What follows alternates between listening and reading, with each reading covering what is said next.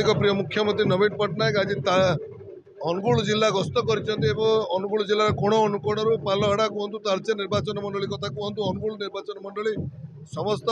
विधायक प्रार्थी प्रार्थी मैंने उपस्थित रहा सहित माननीय लोकसभा प्रार्थी डॉक्टर अविनाश सामल भी उपस्थित थे। से गोटे आह्वान कर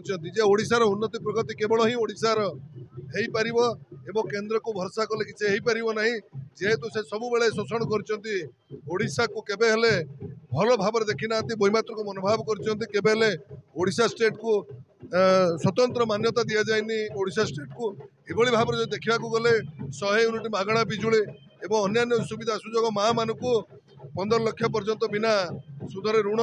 एवं सहित युवक युवती मान 14,000 टका झील मान पुओ मान 12,000 टका स्टाइपेंड एवं ये सब कार्यक्रम भितर ओडिशार जो विजु स्वास्थ्य कल्याण योजना अच्छी ताकू ही मोर तीव्रतर करेंगे प्रिय मुख्यमंत्री नवीन पट्टनायक। माननीय मुख्यमंत्री को आज अनुगुल जिले में से निर्वाचन सभा प्रचार करिसेंती एवं आज 3टा निर्वाचन मंडली पालहड़ा तालचेर और अनुगुल जिलार समस्त जनसाधारण शतपथ भाव में समस्ते आसिक प्रिय मुख्यमंत्री को देखी जो विकास माननीय मुख्यमंत्री करिसेंती एवं आगामी दिन जो मैनिफेस्टो रखिंट आगामी दिन में कौ भाव ओडिशा को शिखर में पहुँचापी प्रचेषा कर नंबर 1 होती एवं 10 वर्ष भितर जो विजन रखिंट युवक मान को नियुक्ति देवाई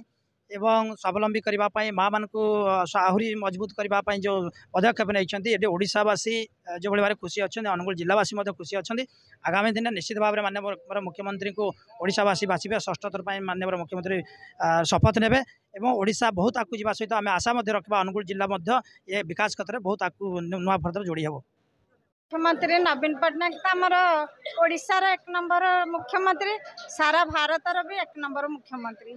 से 6ठ थर पर निर्वाचित हो आसिले भारतर प्रथम स्थान में ना रहिबो।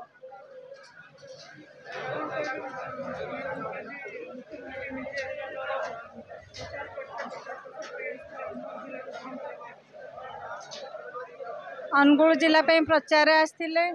समस्त को निवेदन कले 2टी जाक संख्यार भोट दे जययुक्त कराइबे एवं ओडिशा को विकास पथरे आगे नेबे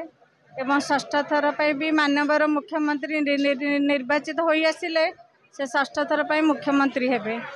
एवं ओडिशा को आहरी विकास दिगरे आगे नेबे।